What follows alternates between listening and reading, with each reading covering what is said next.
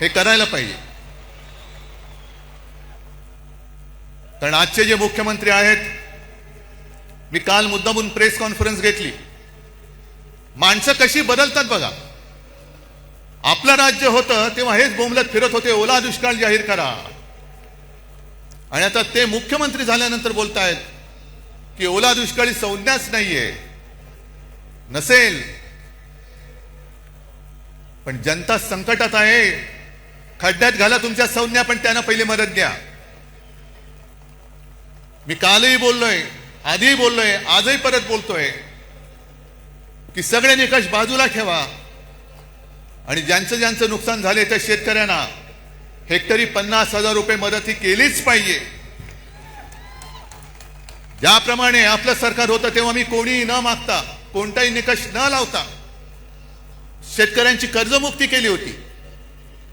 काय निकष होते तेव्हा, पण माझं कर्तव्य म्हणून मी ते केलं होतं. आणि निवडणुकीच्या तोंडावरती नाही, तर एकमेव माझं अधिवेशन जे झालं होतं मुख्यमंत्री म्हणून नागपूरला, त्या पहिल्या नागपूरच्या अधिवेशनात मी कर्जमुक्ती जाहीर केली आणि कालबद्ध स्वरूपात ती पूर्ण करून दाखवली होती. तशी तुम्ही कर्जमुक्ती करा.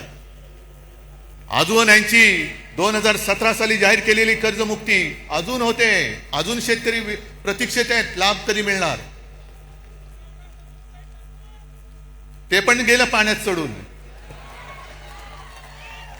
पण 2017ची कर्जमुक्ती अजून होत नाहीये. आणि आपण कर्जमुक्त केलं होतं शेतकऱ्याला.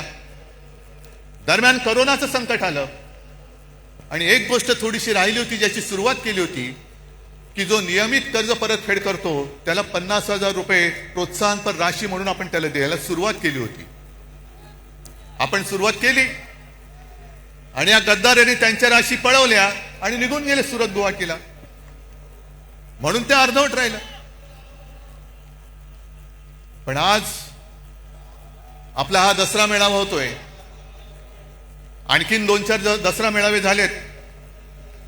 बाकीच्यांबद्दल मला काही बोलायचं नाहीये, पण विशेषतः संघाचा जो दसरा मेळावा झाला, त्या संघाच्या दसरा मेळाव्याबद्दल मी जरूर बोलणार आहे.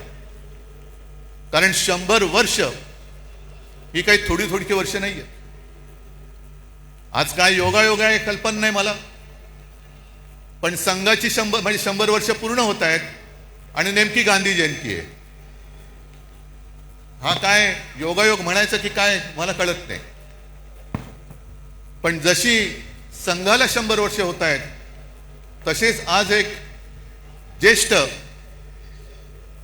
स्वातंत्र्य सेनानी म्हणा, समाजसेवक म्हणा, जी पारेख यांचं दुर्दैवी निधन झाले. त्यांना सुद्धा मी आपल्या सर्वांच्या वतीने एक आदरांजली आणि श्रद्धांजली वाहतो. कारण अशी लढणारी माणसं आता कमी होत चाललेली आहे. जो लढेल तो तुरुंगात जाईल, ही अशा पद्धतीने यांची सरकारची आता नीती आणि वाटचाल सुरू झालेली आहे.